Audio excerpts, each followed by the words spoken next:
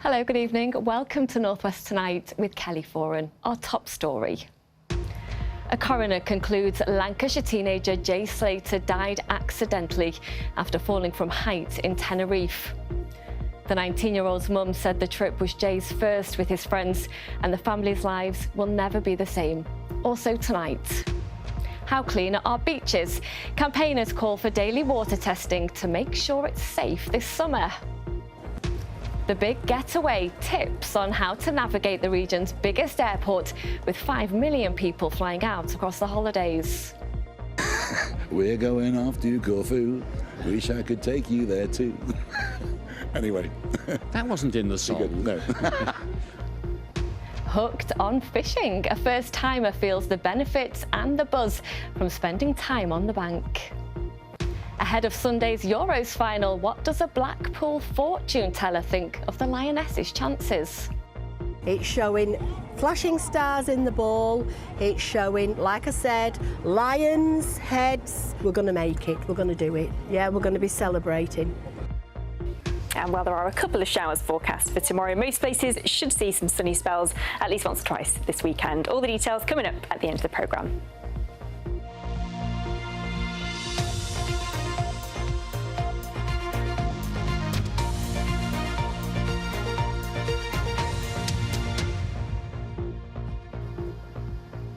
The death of Lancashire teenager Jay Slater, who went missing while on holiday in Tenerife last year, was accidental.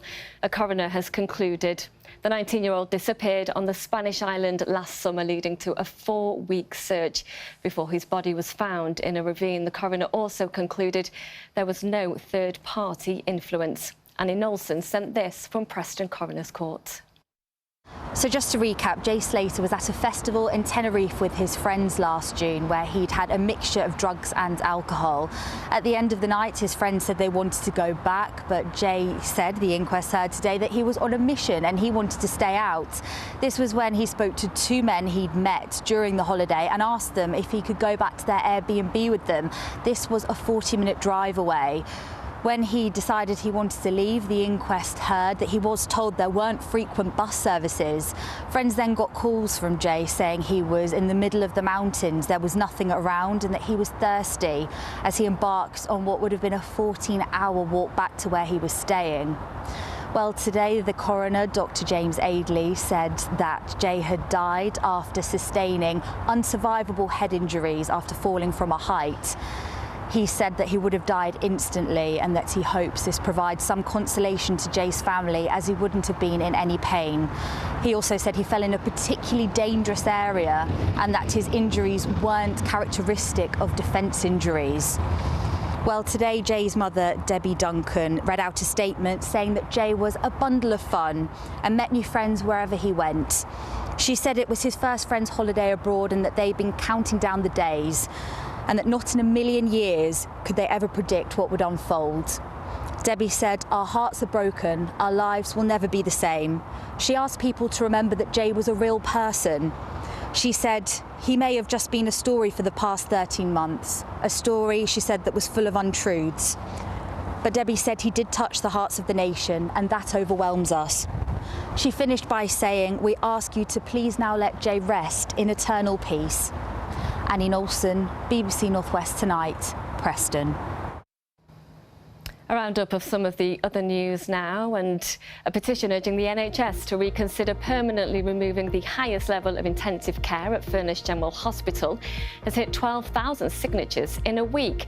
There are plans to close the unit due to staff shortages and demand, with the sickest patients transferred to Royal Lancaster Infirmary.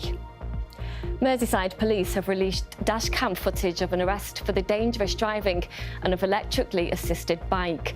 A 19-year-old man from Old Swan was travelling at over 40 miles an hour. The vehicle had no brakes on the rear wheels and pedals that didn't work. Around 30 hospices in our region will collectively receive over £9 million from the government.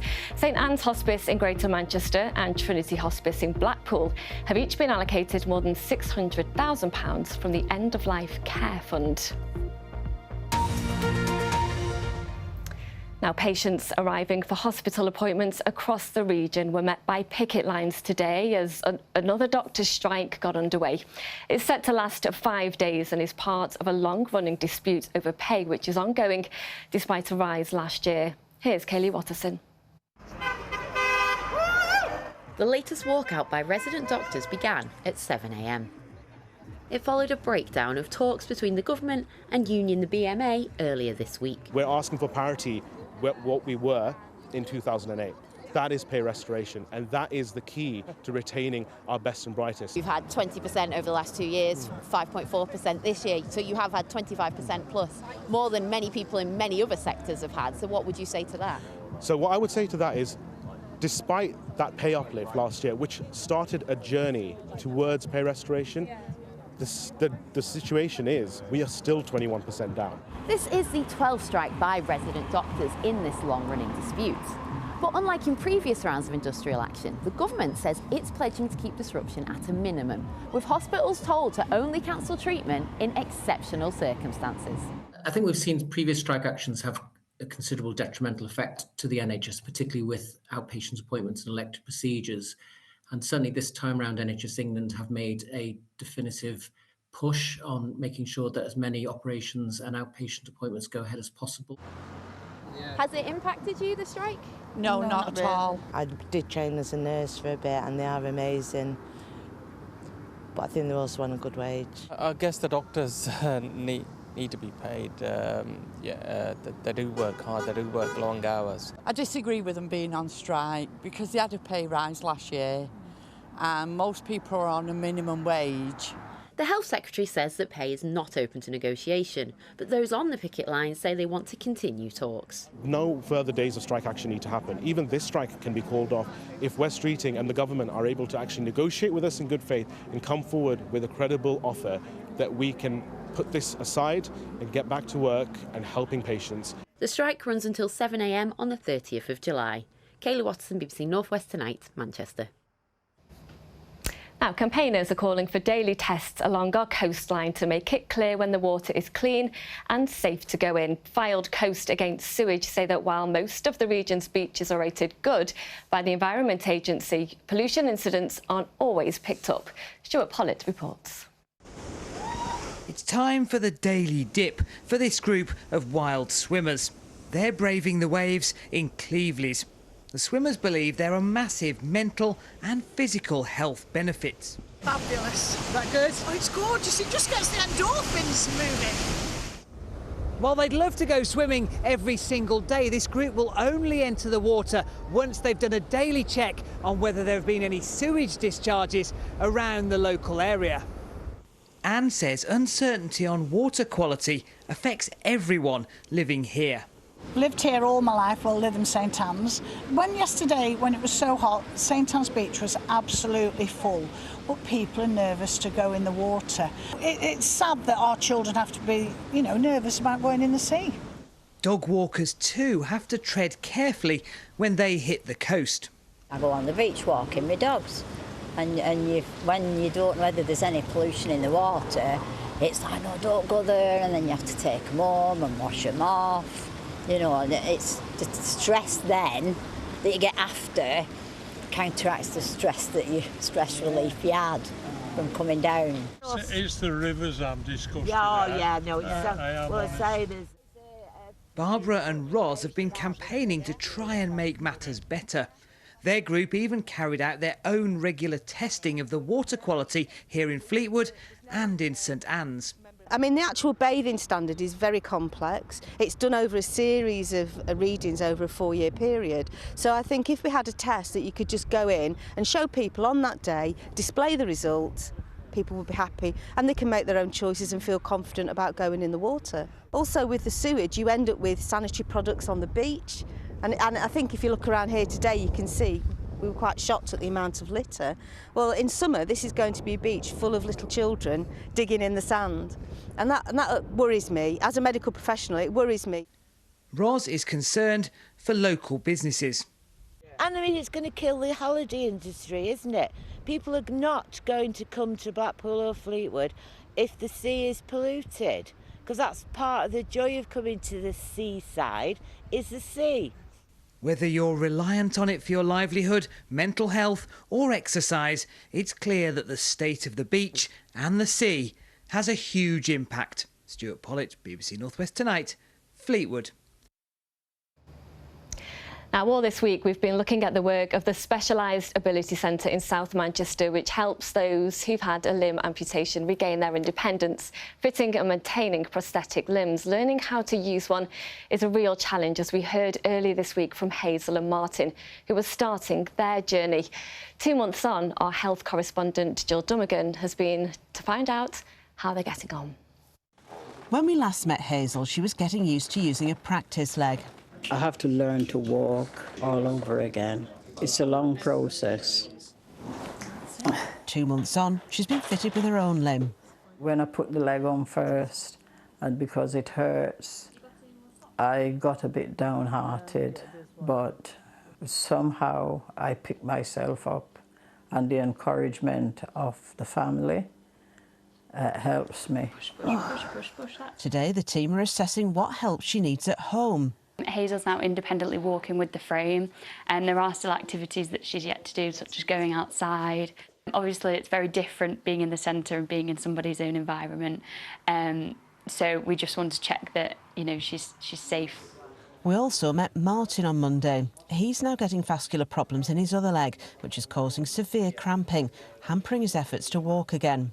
Well, instead try and just push through the pain, and hopefully it'll create new blood vessels. Your body will try and create bypasses in the leg, hopefully. So push through the pain as much as you can. The challenges people face when they lose a limb can go far beyond learning to use a prosthetic. It's very difficult to adjust to for some people. And not just the loss of the limb, which is like a bereavement, but also the loss of the lifestyle that they've had before that. Your first initial thought is to get up and get back walking or start using your arms again if you're an upper limb, but once you're doing that, it can be anything from wonky pavements to the heat, the cold, ice on the pavements. There's just so much to take in. Groups like this one can help answer some of those questions. People who've been through it, helping others find their own way. People come in, grab a coffee, they have a bit of a chat. People who face that amputee journey, it can be quite daunting, sometimes isolating as well. So for some patients, this is, you know, a chance to get out and to sit with other people and share experiences. We're all in the same boat. We've all got the same problems, and we all have the same issues. And so we kind of help one another to a life lived and give, you know, so we'd try this or try that. So it's good information. Changing technology and attitudes mean many people can live lives unthinkable a few decades ago. We've got patients that golf, we've got patients that, you know, go on hill walking, we've got some patients that can jog on their prosthetic limbs, and yeah, it's amazing. But equally, I think it's just as important for some patients to be able to, you know, go to the shops or get to their front door to get in their car. Hazel's looking forward to getting her independence back. Don't give up. Don't give up hope. Keep trying, because when you give up, there's nothing. But when you keep looking forward, there is something ahead, and you will meet that thing ahead. Jill Dunnigan, BBC North West Tonight, Manchester. Oh, it's great to see them doing so well, isn't it? Now, if we think back to just over a year ago, all eyes were on England's men for their Euros final against Spain. 12 months on, England's women are facing the exact same task. Ian. Yeah, they are. That one didn't go to plan last year, did it? Maybe this one will, Kelly. I don't know. England's tournament has had everything: an opening game defeat, victory and possibly the most shambolic penalty shootout ever televised, and a couple of dramatic late comebacks. But can the champions retain their crown? Well, Molly Brewer has been gazing into her crystal ball, or rather Gypsy Petralengro's, to find out. It would be lovely to win in 90 minutes, but, you know, teams who we're playing against have been really... Since this tournament, we said that we wanted to make the nation proud, and I think we've done that already. Skills of Blackpool fortune teller Deborah Petulengo. We get in there and we think, yes, this is it, we've won. But it's just, there's just a feeling and just something that's telling me at the end of it, we're going to be a bit sad. And after that eerily accurate prediction, we return today to see if the crystal ball could offer insight into Sunday's match. So you got this spot on last time we spoke to you. Could you do it again for us, please, for the Lionesses? I will sure have a look. Let's have a look. It's showing flashing stars in the ball, lions, heads. It's going to be very, very close. And like I say, one of the footballers, one of the ladies, is going to let it down a little bit, and we're going to get a bit worried about it. But I think we're going to make it. We're going to do it. It's coming home then? It's coming home, definitely. Ultimately, whatever the predictions, England's players will believe their destiny is in their hands. You heard it here first. From Deborah's mouth there. They're going to win. Right, with the Premier League now just 3 weeks away, Manchester City have agreed a deal to re-sign their former goalkeeper James Trafford from Burnley. The 22-year-old had looked set for Newcastle, but City have activated a buyback clause and will now pay £27 million for their academy graduates. Lancashire left it fairly late, but have won their County Championship Division 2 game at Gloucestershire this evening. Having been made to follow on, Gloucestershire made 285 in their second innings, which then left Lancashire needing 110 runs to win the match. And they did so in exactly 21 overs. Keaton Jennings with a half-century and 45 from Josh Bohannon, seeing them through as the team's good form continues. In Super League tonight, second place Wigan host Catalan Dragons. Last night, Liverpool's Stephen Bunting's world match play dream ended at Blackpool's Winter Gardens. He was beaten 16-7 by Johnny the Ferret Clayton in an under-par performance. His exit from the tournament leaves Warrington's Luke Littler as this region's last representative. The Nuke plays Andrew Gilding in his quarter-final later this evening. Now, as British pastimes go, there aren't many bigger than fishing, would you believe, Kelly? And its popularity is on the rise. Bob Mortimer and Paul Whitehouse's Gone Fishing TV show has inspired more people to take up a sport that's already enjoyed by thousands across the northwest. So, what's the big appeal? Well, I went along to Starmount Lodges in Radcliffe with our chums from the Angling Trust to find out. Fishing is one of the nation's foremost mass participation sports. Prestigious competitions like Fish-O-Mania attract the best of the best, but for most it's about enjoying a glorious pastime. This is probably one of the simplest methods of fishing. It's the way that we sort of normally introduce people to fishing. This is called a pole. You've got a float that you're going to be watching. Yeah. If that goes under the water, that means we've got a fish. We'll net the fish, and it is as simple as that. Though attaching bait isn't simple. We hook them as lightly as we can into the skin, and they should be nice and wriggly like that. Thick or the thin end that we hook. Oh, just hooked myself. The beauty of fishing is there is something for everyone. If you want to go and sit on a river in the middle of nowhere and enjoy a bit of peace and quiet, you can do that, or you can take it to a more sporting level. Eventually, I was ready to take it to a more sporting level. Yep, have we got it? Fantastic. Just lift it up. I think he's going to go, this bad lad. Perfect. No, he's not. Oh, so lovely shot, straight in the net. And this is a roach, okay? Did you want to have a hold of it? Not really. No? These are a very, very common species as well. Oh, look at that. No, it's not that bad, actually. We keep them out of the water maximum 60 seconds. Yeah, as you know, we get them back as quickly as we can, really. That's the thing. But that is your first ever fish. There you go, a roach. Well done. So I'll put it back. Let's get him back. Adieu, my friend. There you go. And it's as easy as that.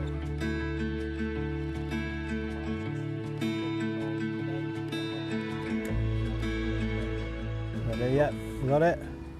Ah, too soon. I went too soon that time.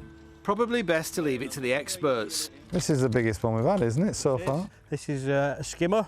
These are very slimy. They need that slime on them. They do. That's it. That's their protective slime. That's why we always hold it with wet hands as well. We're quite blessed as well in the northwest. We do have a lot of good fishing. You know, we've got rivers, we've got canals, we've got lakes, we've got huge reservoirs. You know, there is something for everybody. Oh! The Environment Agency say there's 900 and something thousand rod licences sold, every year, so that tells you how many people are taking part. What we're working on all the time is development opportunities for young people, for people with mental health issues, disabled people. It's a peaceful sport, or should be. There's a little bit of aggravation in it, but especially in matchmen, but as a pleasure sport, it's ideal. We've probably about 20 female anglers. The younger generation is even more. Children as young as 5 or 6 that come fishing. The success of Mortimer and Whitehouse Gone Fishing has certainly helped. Oh, it's golden. It's beautiful. Okay. Yes! Do you think that TV shows actually then increase the popularity? You see more people taking up the sport? Absolutely. You know, those two are a great advocate for the sport and the benefit it brings. You know, they showcase the best parts of angling. You know, they're sat there having a chat, having a laugh. And away. Phil Foden is a top angler. He obviously great footballer as well, but in his downtime he says it's one of the things that helps him relax and chill out. Yeah, and he's caught some really big carp. And while I didn't catch anything big, my efforts were recognised. I'm happy to say today you've got your bronze award. Okay, you've had a goal today, you've caught a few fish, and if you do want to come again, maybe you get your silver and gold. So there you go. Thank you, my friend. Cheers, Ian, well done. Ian assures me that certificate is getting framed, by the way. Now, across the region, this is the scene awaiting holidaymakers. Bags are packed and a lift to one of our airports awaits. The region's biggest airport, Manchester, is expecting 5 million passengers during the school summer holidays, with destinations from Dublin to Dubrovnik and Dubai, maybe even a fishing holiday, and everywhere in between on the departure board. Zoe Toes has spent the day there talking to some of those heading off and picking up some top tips for the smoothest of journeys. And it feels like summer. We're going to Prague. And it feels like summer. Florida. Turkey. Florida. And it feels like summer. The summer holiday rush is in full swing here at Manchester Airport, and you can really feel the excitement. Over 5 million passengers are expected to come through these terminals this summer. It's expected to be the busiest summer yet. And it feels like summer. If you can't guess, we're off to Florida to see Disneyland. You seem very excited. We are very excited. Yes. We've left the children at home and just the mums and dads are going this time. Yes, and it's my first visit to go and meet Mr. Mouse. Going to celebrate my dad's birthday. Oh, how old's your dad going to be? 50. Since we last went away, it's been about 3 years, like abroad, because it's just trying to get dates and stuff all together, and then the cost of stuff as well. So it's been a long time coming. We're off to Prague. Should be a good time, I would say, for the weekend. We were supposed to be there yesterday. However, we missed the flight.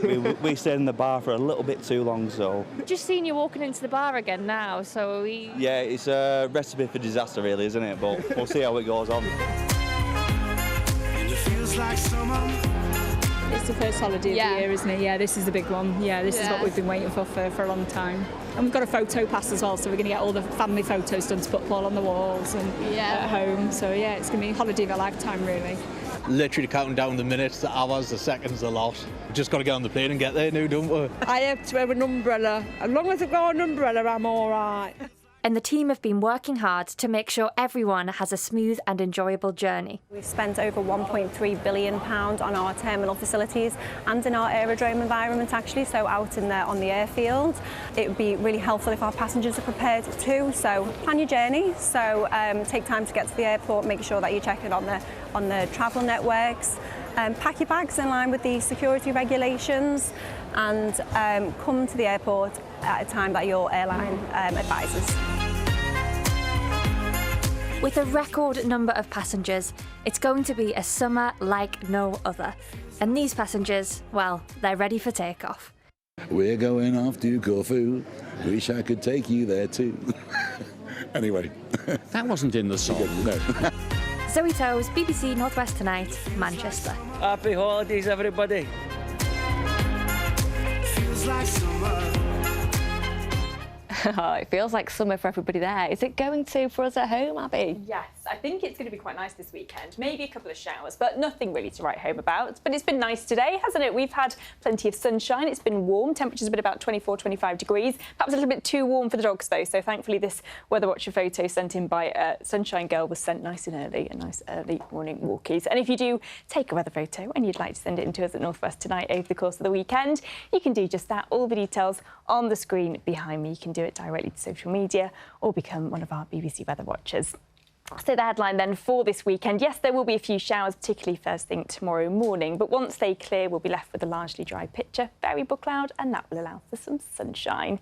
So overnight tonight then, we'll start to see that cloud thickening up, a few showers breaking out in the early hours of tomorrow morning, and all the cloud acting as a blanket, preventing our temperatures from dropping much lower than 14 or 15 degrees. So quite a mild start to the day tomorrow. I think while there will be quite a lot of cloud around first thing tomorrow morning and a few heavy showers, they will gradually become fewer and further between, and we'll see more in the way of sunshine developing. A fine end to the day. Temperatures a little fresher than today, 19 or 20 degrees. And it's all thanks to an area of high pressure that's been trying to build in really over the last few days, never properly taking hold of things, but certainly having a bit of an effect on our weather that I think it will stay mostly dry over the weekend. But into next week, it starts to pull away. And I think from Tuesday onwards, our weather will turn a little bit more changeable. This is how Sunday's looking, though. Again, quite cloudy first thing. A few showers are possible, probably fewer around Sunday than what we'll have tomorrow. And then again, increasing amounts of sunshine as we head towards the end of the day, so a fine evening with our temperatures reaching about 18 or 19 degrees Celsius, staying largely dry into the start of next week. Monday, just a little bit of patchy drizzle, turning a bit more changeable from Tuesday, but the temperatures will jump up, so feeling a little milder. Kelly? You've made a lot of my friends happy there because everyone's going to a festival this weekend. Well, not everyone, but people I know. There's so much going on this weekend. Good. I'm going, but I'm not staying in a tent. No, you don't strike me as a tent kind of gal. Me either. I'll be going home to bed. Enjoy your weekend. Good night.